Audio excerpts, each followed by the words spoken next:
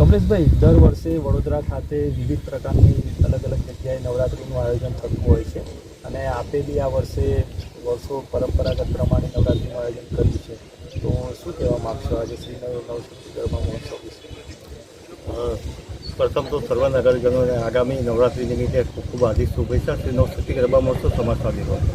અત્યાર સુધી અમે છેલ્લા 9 વર્ષથી કાળીબાગ ખાતે ગરબાનું આયોજન કરતા હતા અને હાલમાં અહીંયા સમાજવાદી રોડ ખાતે શિફ્ટ થયા છે. સમાજવાદી રોડ ખૂબ જ વિશાળ, જૂના ગ્રાઉન્ડ કરતાં 3 ગણું મોટું ગ્રાઉન્ડ છે. જોડે પાર્કિંગની પણ એટલી જ મોટી વ્યવસ્થા છે.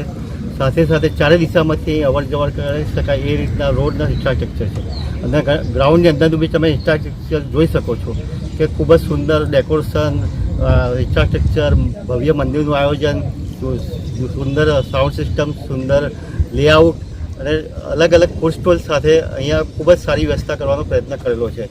અને જે અહીંનું ગ્રાઉન્ડનું માટી તમે જુઓ, કાલે વરસાદ પડ્યો. અહીંયા એ રીતનું છે કે વરસાદ પડ્યા પછી 1 થી 2 કલાકમાં અમે નવરાત્રિ રેગ્યુલર નવરાત્રિ રમાડી શકીએ એ રીતની એની જમીન છે. એટલે પાણી ચૂસી લે છે. એટલે કે કુદરતની બક્ષિસ કે કરિશ્મા સમજો કે એક માતાજીની એક મહેરબાની છે કે અહીંયા ગમે એટલો વરસાદ પડે પણ અમારે કોઈ આયોજન કરવાની જરૂર નહીં પડે અને ગરબા રમાડી શકીશું. એટલે દરેક ખેલૈયાઓને મારી મનભરી અપીલ છે કે અહીંયા જાઓ, મન મૂકીને રમો અને અમે તમને બેસ્ટ સર્વિસ, બેસ્ટ સેવા અને બેસ્ટ વાતાવરણ પૂરું પાડીશું.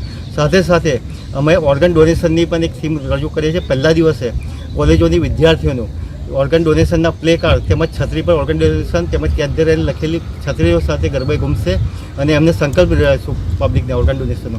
એના સિવાય ઓલ્ટરનેટ ડે 2-3 દિવસે સ્વચ્છતા અભિયાન, કેચ ધ રેન એવા અલગ અલગ થીમ પર એક 15 મિનિટનું પ્રેઝન્ટેશન ઇન્ક્લુડ પર રહેશે. આ વિશેષમાં એક અલગ મહાકાય ગેટ, વિશાળ ગેટ કુમાર ચોકડી એક્સપ્રેસ હાઈવે પર આયોજન કર્યું છે. જે ગેટમાં જોતાં જ આવતી જતી હાઈવેની પબ્લિક તેમજ અંદર એક અનુભૂતિ થાય સંસ્કારી નગરીની, કલા નગરીની, ગરબાની એ રીતનું એક વિશાળકાય રજવાડી ગેટ ઊભો કર્યો છે. તેમાં 9 દુર્ગા, 9 માતાના એક અલગ અલગ કટ્ટાઓ મૂકે છે.